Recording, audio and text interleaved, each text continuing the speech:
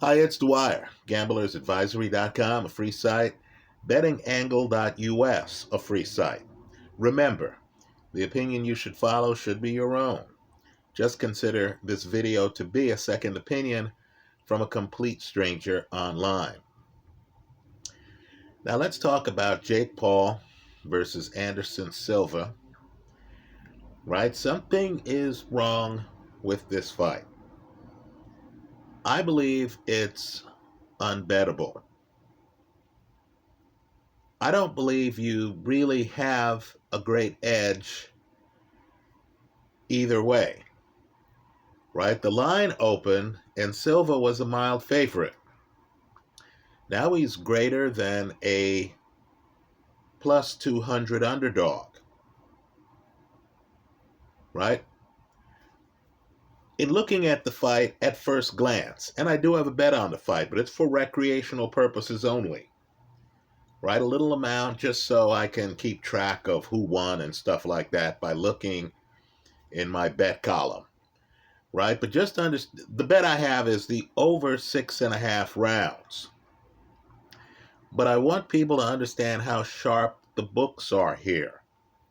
And they are sharp. 6.5 are a lot of rounds.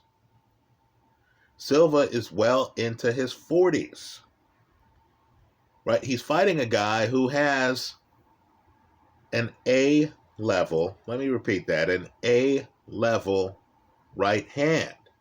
In other words, if Jake Paul lands, that's it. Right? The reason why I like the over is because there are stretches, and it's a very important fight for the genre. There are stretches in the Julio Cesar Chavez Jr. versus Anderson Silva fight, where Silva, supposedly the non-boxer, we know that's not true because we can go on boxrec.com and see that he actually fought a professional fight before he turned into an MMA fighter, right? We know that this is a guy who at one point in his life was serious about wanting to fight Roy Jones Jr. But understand, his victory over Julio Cesar Chavez Jr., in which he outboxes a former champion for several stretches of the fight, was noteworthy. Right? Silva has defensive skills. Silva can fight off the ropes. I believe Silva is not in here like Nate Robinson was, like some others were against Jake Paul. I don't think Silva's coming in here to knock out Jake Paul. I think Silva plans to outbox him.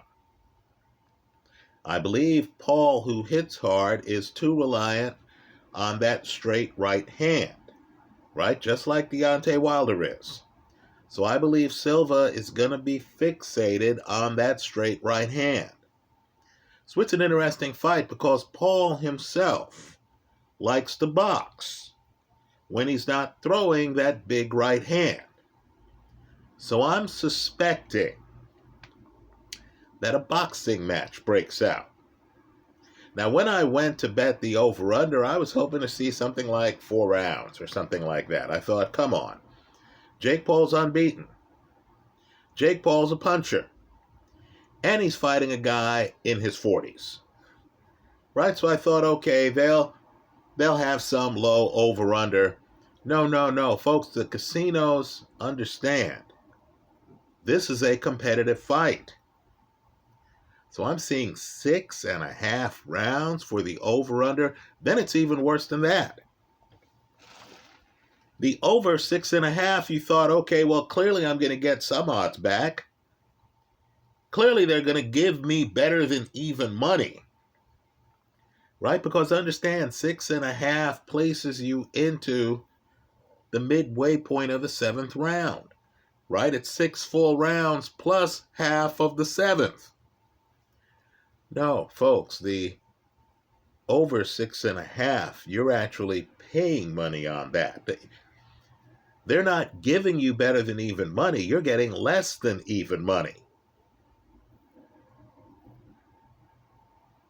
right? So all I'm saying is that's the metric to look at, not the changing odds with regard to the fighters. And I get the feeling one of the reasons why the odds shifted the way they have, where suddenly Silva's a huge underdog, is by design, right? What other fighter do you know of who in a pre-fight interview complains about getting knocked out twice by a sparring partner?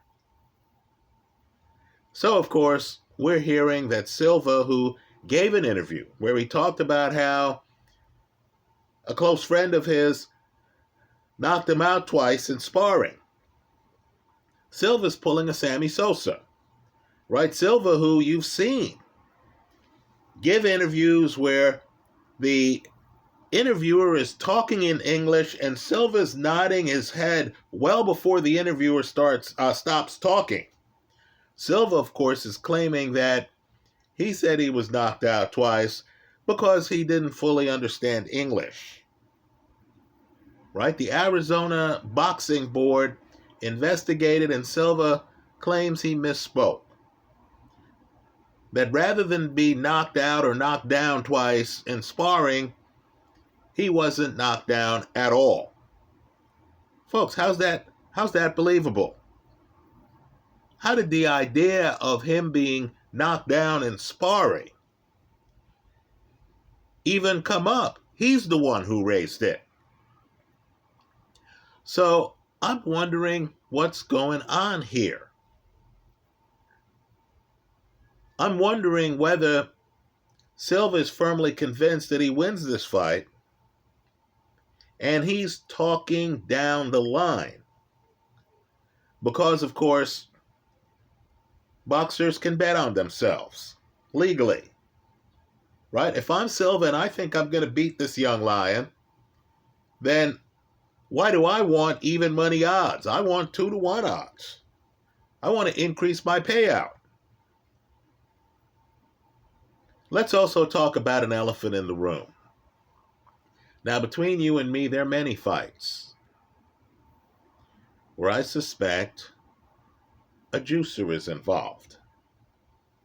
Right? I don't have any evidence, so I'm not going to come online here and just speculate about guys possibly juicing when they've never failed a drug test.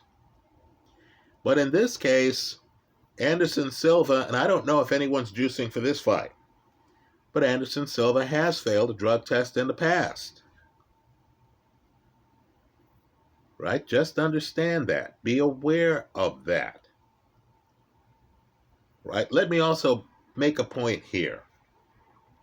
The whole idea of testing for PEDs ignores the fact that I could juice in the past and then maintain the extra muscle that I have. Right? While you have some juicers who juice and then don't work out, don't take it seriously, you have a whole other group who juices and then stays in the gym. Right? They want the benefits of the added testosterone. Understand too, once you have that extra muscle, if you're a dedicated athlete, you can continue to work out to keep as much of that muscle as you can. Right? You can have that advantage. It doesn't wear off automatically. If you keep yourself in shape, then after you've stopped juicing, you can still realize the benefits of the artificial enhancement you gave yourself. Months later. Right? Months later. So here, let's be clear here, because I value my assets. I'm not accusing anyone of juicing for this fight, but let's just say this is a fight involving an older fighter who has failed a drug test in the past. Right? We can be factual here. So here's how I see it playing out. I think Jake Paul, who I consider to be real, right? Jake Paul is a legitimate boxer. Let me point out that boxing has a long history of guys trying to act a fool in public, trying to look like dilettantes in public, trying to look like they are naturally blessed and barely know the name of their opponent in public, but who in private are high-level technicians, right? I'll give you a couple of examples. I've said it here many times. George Foreman is one of the most skilled fighters, big men, I know of. Foreman actually has a defensive construct. When you look at old Foreman films, you'll see him with his hands like this, right? An Archie Moore stance. Archie Moore used to be in his corner, right? Foreman's thought out, not just big clubbing shots, but a defensive construct and awareness in the pocket where he knew how to lean on you. He would wear guys out without throwing punches. But yet when Foreman first came back, right, he was champ, left the sport for years, comes back to the sport, Foreman would talk about eating all the time. This is before the grill. I once saw a Foreman interview where after the fight, they were talking to him about, the names that haters were calling him because Foreman didn't have the sculpted body when he came back. And Foreman's response to that was, they could call me what they want. Just call me on time for dinner. Right? Foreman wanted you to believe that he was just a happy-go-lucky overweight guy who returned to the sport. Meanwhile, if you looked at the resume, you notice that during his comeback, he was fighting Dwight Cowie, real fighter. Jerry Cooney, real fighter. In other words, he was fighting dangerous man. By the time he got to Michael Moorer, he was ready to take Moorer's title. I'll give you a more recent example. This fighter would enter the ring and then someone would come over to him and comb his hair in the ring. Right? This fighter would be giving interviews and they would ask him after the fight about some big fighter as a possible future opponent, and he'd say, "Hey man, anybody can come get it." And he'd be laughing and he'd look happy-go-lucky. Adrian Broner. Now I know Broner has had some problems. I understand Broner now is past his expiration date. But understand, Broner's a multiple champion. Broner is a guy who had great defense. Right? While he was getting his hair combed in the ring, understand Broner had great defense. He didn't stumble onto defense like that. Right? This is a guy who was in the gym doing work. This is a guy who was looking at film. This is a guy who's thinking about what an opponent could throw at him, and he's thinking, well, how do I neutralize that right hand to the body? Right? Jorge Paez, another guy who, you saw him, Jorge Paez looked like he just left the bar. Right? Jorge Paez was laughing in interviews, right? That's the tip-off. These guys are all laughing in interviews and saying outrageous things. Jorge Paez was highly skilled. I mean, highly skilled. Jorge Paez would throw combinations with one hand. So, Jake Paul. Folks, this is an A-level right hand. It's A-level. It hurts guys to the point where they're on the canvas and they can't do anything. Right? Every time there's a Jake Paul fight, we ask the question of whether Jake can handle this jump up. So, of course, before the Nate Robinson fight, the argument was, hey, he's fighting a guy who was a professional athlete. Right? Forget the fact that Robinson was a basketball player, not even a boxer. Right? He fought Tyron Woodley, and we all said, hey, this is a guy who was in MMA. Right? He's actually thrown punches in his sport. Well, now he's fighting a guy who has beaten a former boxing champion. Right? Of course, the public's overlooking the fact that Silva's in his 40s. Right? Jake Paul is real. Jake Paul has explosive power. You look in his corner, I see BJ Flores. Folks, BJ Flores is a serious man. He's not part of a carnival act. Right? I think Jake Paul, to expand his brand, and understand Jake Paul is very successful outside of the ring. Right? To expand his brand, Jake Paul is saying outrageous things, one of which got him sued. Right? He needs to settle that lawsuit because what he said, in my opinion, was defamatory. But let's just say, understand, beneath all the outrageousness is a serious fighter. He even has boxing skills. Now, the thing working against him is just Father Time. Right? He came to the sport late. But understand, I don't believe a fight between him and Tommy Fury would even be competitive.